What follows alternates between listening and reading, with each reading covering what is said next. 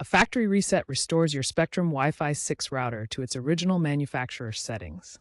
This erases all custom configurations, including your Wi-Fi name and password, and can resolve persistent connectivity issues, firmware glitches, or security concerns. It's more comprehensive than a simple reboot and should be used when other troubleshooting steps fail.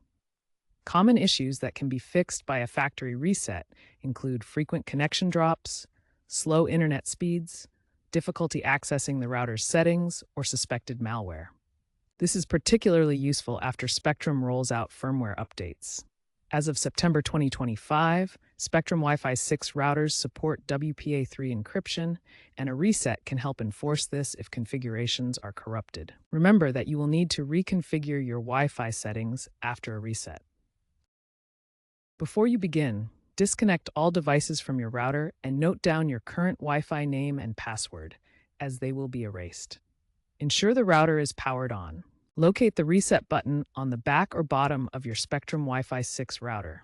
It's usually a small, recessed button. Use a paperclip or similar object to press and hold the reset button for 10 to 15 seconds. The router's lights should blink or change to indicate the reset is in progress. Release the button and wait for the router to reboot, which may take 1-2 minutes. After the reset, access the router's web interface, typically at 192.168.0.1, using the default credentials, often admin for both username and password.